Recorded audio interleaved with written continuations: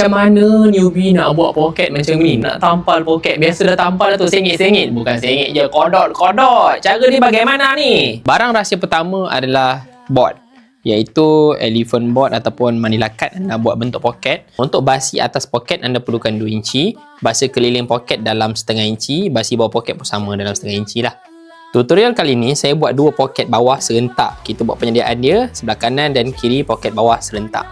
Resepi turun-temurun saya gunakan sabun pada bahagian yang kita nak kelipitkan begini. Kemudian lipat pada bahagian basi. Basi atas tadi saya buat 2 inci setengah kan. So lipatan pertama 1 suku.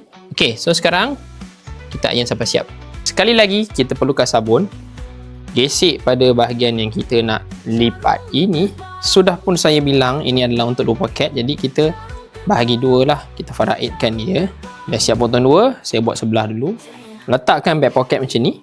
Kemudian sabunkan keliling. Oh, kali ni basi saya sebelah sisi ni lebih daripada setengah inci.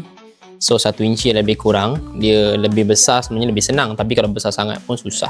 Lipat begini. Pada bahagian melengkung, tarik sikit. Tengok jari saya tarik sikit macam tu. Okey, lepas tu pastikan semua kain tu dalam frame ni lah. Kemudian ambil kayu tekan.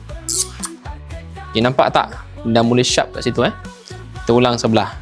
Dia dah melekat dah tu. Dah melekat dengan board. So dia membantu untuk pergerakan yang lebih ekstrim lah. Kalau tak tadi kita nak gerak pun tak boleh. So bila dah melekat kat board dah senang. Nampak ni. Apabila kita dah sabun, melekat dah. So sekarang kita akan tutup pada bahagian bawah. Bahagian bawah ni lah ramai yang gagal sebab bahagian bawah ni susah. Lagi-lagi kalau kain lembut macam ini. Tengok saya buat First saya iron pada bahagian tengah dulu. Okey, lepas tu saya tekankan dengan kayu. Okey, sekarang kita akan iron pada bahagian melengkung.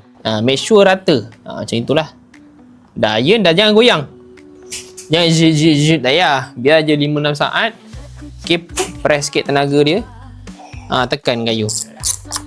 Okey, poket kita dah pun siap. Kita tengoklah ada bucu tak. Okey, yang bucu tu kita baiki balik macam ni kan. Nampak dia ada sikit je ni bucu ni. Pun boleh baiki. Baiki balik, tarik balik sikit. Sikit je tu. Ni dosa dia tak besar pun. Kita boleh boleh betulkan sikit. Boleh lah. Okey, so sekarang ni potong basi, tinggalkan suku inci dan bersedia untuk tampal pada badan. Okey, ini sebelah luar, ini sebelah dalam. Dah tak payah gosok lagi. Kita akan gunakan terus jahit begini. 24 jam menghadap pola tapi masih tak settle-settle lagi. Belum masuk lagi salah ukuran, design tak sama, paling parah lagi kain tak cukup. Apa kata anda dapatkan pola SOG daripada Jarum Terbang, sedia olah dan gunting. Dalam ni ada listing berapa meter kain yang diperlukan untuk setiap saiz tau. Part paling best, pola kita ni dah ada basi tau korang. Dah tak payah nak risau baju terkecil lagi. Lepas tu ada tanda ira lurus, lipatan dan juga ada tanda dart. Bahagian ni best sangat-sangat. Anda dah tahu berapa keping yang anda nak potong. Tak lupa juga untuk bahagian lapik leher hadapan dan juga belakang. Part ni pun best juga sebab ada pola bahagian lengan. Dah tak payah risau lengan terkecil dah. Dapat pula ukuran standard untuk semua baju.